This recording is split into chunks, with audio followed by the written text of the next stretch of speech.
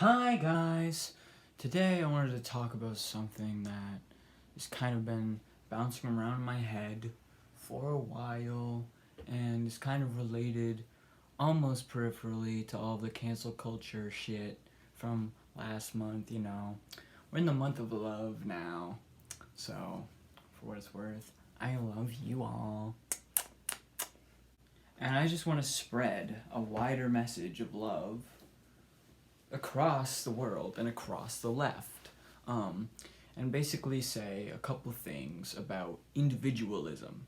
Now, of course, the left is for individuality, which can be freed up and given more of a chance to flourish and really evoked by leftist policies like universal health care, because the Canadian system has shown that people enjoy more economic freedom because they have more expendable income because they're not spending it on their medical bills and insurance anymore.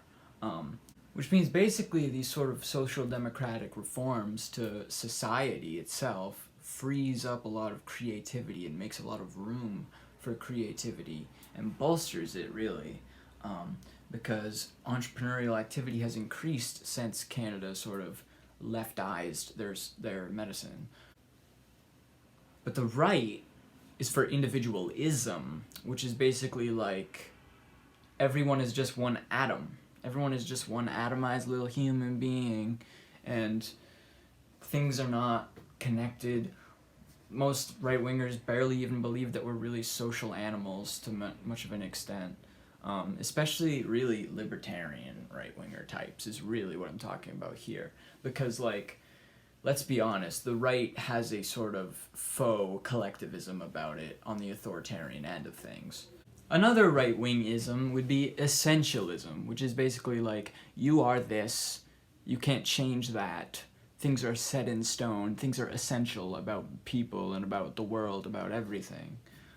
So as the left, I think we should avoid essentializing things. Like, we should avoid even just being like, oh, these people are bad, because people are not bad. People can have bad ideas and bad opinions, and people can do bad things. But people, as soon as you paint an individual with the brush of bad, you become just like the enemy. What is politics? What is philosophy? What is ideology? What are these things if they're not conflicts of ideas? So when we think an idea is bad and somebody espouses this idea, that doesn't make them bad. They can be convinced. And by extension to this, don't fall into the right-wing narrative of individualism.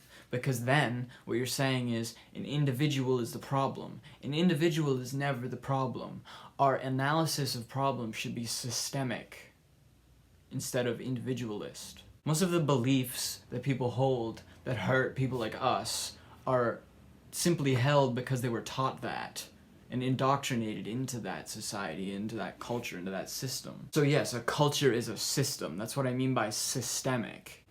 Now, an individual is never the problem, but an individual on their own is never the solution either. I'm gonna eventually make a video about the great men narrative of history and how that is idealist nonsense. But it's basically like that. We shouldn't even have assumed, really, that Obama could come in and fix all of our problems instead of spitting in our eyes like he did when he got elected. There are liberals who are so indoctrinated that they actually believe that Obama is like this Jesus figure. And part of that has to do with this overemphasis on the politics of representation and the fact that, oh, he was the first black president.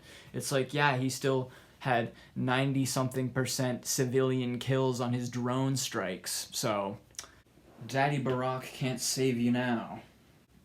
And this narrative that individual change can solve things like climate change and all this other shit is utter nonsense. It's corporations that are doing this. It's not plastic straws. It's not fucking coffee pods. It's not any of this shit. I'm not just saying it to feel better. I'm saying it because it's empirically proven. For all you fucking logic nerds out there that we need to seduce onto our side real quick. Hello. How seductive must I be? But you've probably heard this stat before, but let me just reiterate it. Just 100 companies are responsible for 71% of global emissions. And 20 of them are behind a third of them. Not a third of the 71, a third of the emissions. And I know this sort of center-right account on Instagram that's like political debates. Ew, we're unbiased political debates in the free marketplace of ideas. But, you know, all of their following are fucking fascist or fascist borderline, basically. Because, you know, that's what happens when you have a system with that aesthetic. It gets invaded and filled up by far-right wingers.